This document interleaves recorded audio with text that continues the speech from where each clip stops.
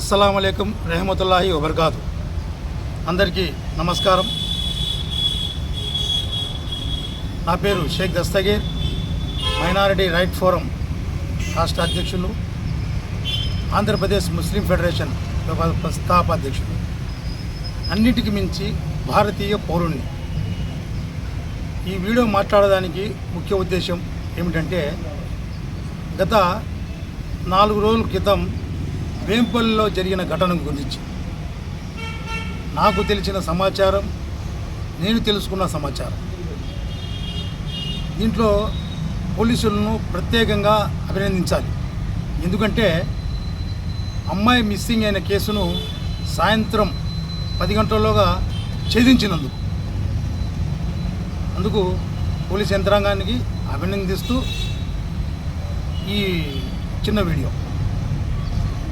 వేంపల్లికి సంబంధించిన ఒక అమ్మాయి మేకలు మేసేయడానికి పోతే అక్కడ అతనికి పరిచయస్తుడైన వ్యక్తి ఆ అమ్మాయిని కలిసి ఉండంగా చూసి కొందరు ఆకతాయిలు ఆ అమ్మాయిని వీడియోలో చిత్రీకరించి అసభ్యంగా ప్రవర్తించారు అని సోషల్ మీడియా ద్వారా తెలిసింది, మీడియా మాధ్యమాల ద్వారా బయటకు వచ్చింది.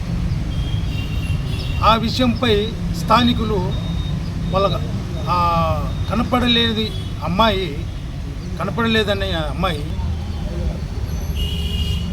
ఈ అమ్మాయి కనపడలేదని తల్లిదండ్రులు, స్థానికులు కొందరు స్టేషన్కి వెళ్ళి స్టేషన్లో ఫిర్యాదు చేయడం జరిగింది. ఆ ఫిర్యాదు చేసిన సమయంలో అదే సమయంలో కొందరు విఐపీలు జిల్లా పర్యటన ఉండడం వల్ల, అక్కడ సిబ్బంది తక్కువగా ఉండడం వల్ల వాళ్ళు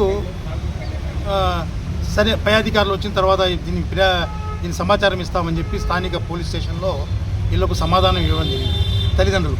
కానీ తల్లిదండ్రులు బాధను వీధిలో ఉన్న స్థానికులకు చెప్పుకోవడం వల్ల స్థానికంగా ఉన్న కొందరు తండోపతండాలుగా స్టేషన్ దగ్గరకు రావడము, స్టేషన్లో కులాలకు, మతాలకు, ప్రాంతాలకు అతీతంగా ఆ కుటుంబానికి మద్దతు నిలవడానికి కోసం కొందరు వేలాదిగా వచ్చి స్టేషన్ దగ్గరికి వచ్చారు. ఈ వచ్చిన వాళ్ళు, ఆ కుటుంబానికి మద్దతు పలికే వాళ్ళు మాత్రము పెద్దలు వచ్చారు. కానీ కొందరు ఆకతాయిలు దీంట్లో జమ అయ్యి అక్కడ కొన్ని దుష్టశక్తులు ప్రవేశించి ఈ సమస్యను రాష్ట్ర సమస్య చేయాలి, పార్టీలకు అంటగట్టాలి అనే దురుద్దేశంతో అక్కడ కొందరు చేరిన ఆకతాయిలు పోలీస్ స్టేషన్ మీద రాళ్ళు విసరడం కానీ, పోలీసులతో వాగ్వివాదం చేయడం కానీ, పోలీస్ స్టేషన్ పైకి ఎక్కడం కానీ, గేట్లు ఎక్కడం కానీ, ఇలాంటి చట్ట వ్యతిరేక కార్యక్రమాలు చేశారు. వాళ్ళను కఠినంగా చట్ట పరిధిలో శిక్షించాలి. వాళ్లకు చట్టం తన పని తను చేసుకుంటూ వాళ్ళను శిక్షించాల్సిందే. కానీ కొందరు మద్దతుదారులు ఎవరైతే ఏదో జరుగుతుంది, స్టేషన్ కాడ ఏదో జనాలు సమకూడారు, అక్కడ సంథింగ్ ఏదో పెద్ద సమస్య జరిగిందని స్థానికులు ఒకరు స్ప్రెడ్ అయ్యి ఆ స్టేషన్కు వేలాదిగా రావడం జరిగింది. ఆ వేలాది రావడం జరగడంలోనే ఈ ఆకతాయిలు అక్కడ ప్రవేశించడం వల్ల అది సమస్య ఇప్పుడు రాష్ట్ర సమస్యగా, కులాల మధ్య సమస్యగా, రాజకీయ పార్టీల మధ్య సమస్యగా తలెత్తింది. ఇది జరిగిన విషయం. మరొక విషయం, ఎవరైతే ఆకతాయిలు చేశారో అందరి మీద కేసులు లేకుండా ఒకే అబ్బాయి మీద కేసులు బనాయించారు, ఒక అబ్బాయి మీద ఫోక్ చట్టం కేసు పెట్టారు అనేది ఈరోజు వార్తా మాధ్యమాల ద్వారా తెలిసింది.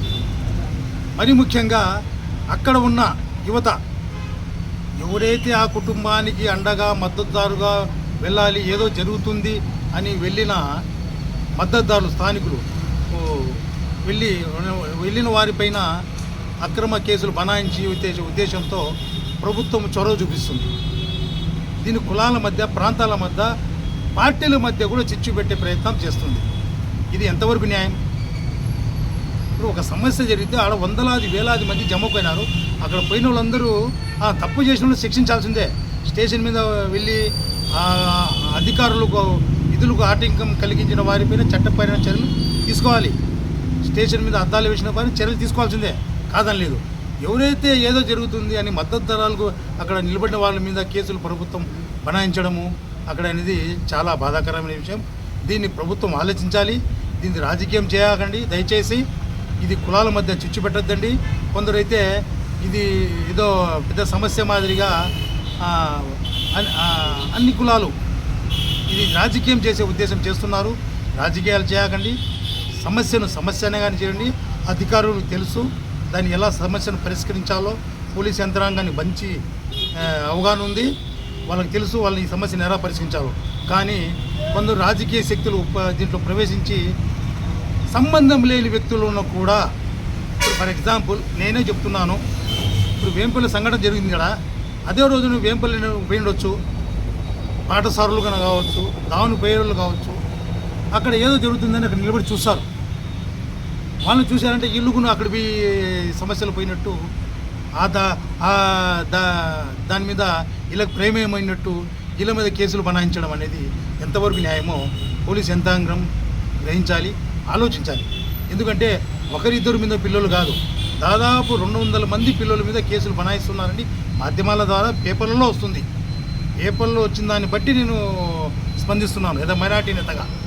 ఎందుకంటే గతంలో ఎక్కడో ఒక 10 మంది పిల్లలు లోపలేస్తాయని రాష్ట్రం ఉడికిపోయింది.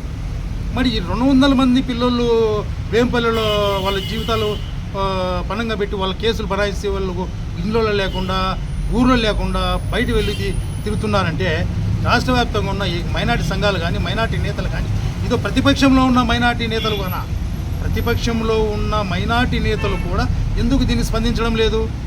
మైనార్టీ సెల్ ఉంది కదా వైసీపీ మైనార్టీ సెల్ వారు దీనికి ఎందుకు ఖండించడం లేదు? కొత్తగా ఇప్పుడు ఛార్జ్ తీసుకున్నారు కదా వైసీపీలో అధికార ప్రతినిధులని, వీళ్ళు వేంపల్లి ఘటన పైన ఎందుకు ప్రశ్నించడం లేదు?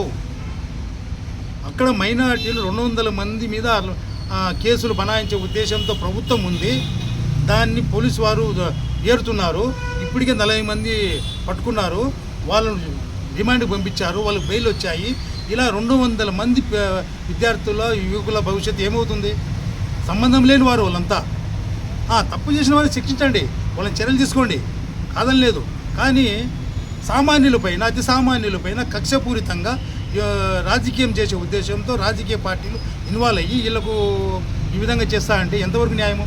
దీన్ని ప్రజా సంఘాలు చూస్తూ ఊరుకుంటాయా? దీన్ని గలమెత్తుతాం. రాష్ట్ర వ్యాప్తంగా దీన్ని ఇక్కడితో ఆపకపోతే దీన్ని రాష్ట్ర వ్యాప్తంగా దీన్ని గలమెత్తుతాం. దీన్ని ఖండిస్తున్నాం, దీన్ని తీవ్రంగా ఖండిస్తున్నాం.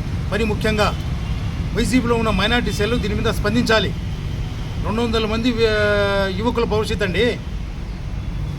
ఇతర పార్టీల వారు దీన్ని ప్రశ్నించాలి, ప్రజా సంఘాలు ప్రశ్నించాలి. గత ప్రభుత్వంలో ఉన్నప్పుడు ఎక్కడో 10 మంది జరిగితే ఆ పీలర్లోనో అక్కడ గుంటూరులోనో జరిగితే విజయవాడలో జరిగితే గగ్గోలు పెట్టిన ప్రజా సంఘాలు, గగ్గోలు పెట్టిన రాజకీయ పార్టీలు ఇప్పుడు ఎక్కడ? అక్కడ 200 మంది పిల్లల భవిష్యత్తు కాదా? వాళ్ళ కుటుంబాలు లేవా? దీన్ని అందరూ ఖండించాలి. దీన్ని తీవ్రంగా ఖండిస్తున్నాము. దోషులపైన చట్టపరమైన చర్యలు తీసుకోండి. అమాయకులపైన బాటసారులపైన అది చర్యలు తీసుకోవడం అనేది చాలా హేయమైన చర్య. దీన్ని మేము తీవ్రంగా ఖండిస్తున్నాం. అస్సలాము అలైకుం రెహమతుల్లాహి వబరకాతుహు.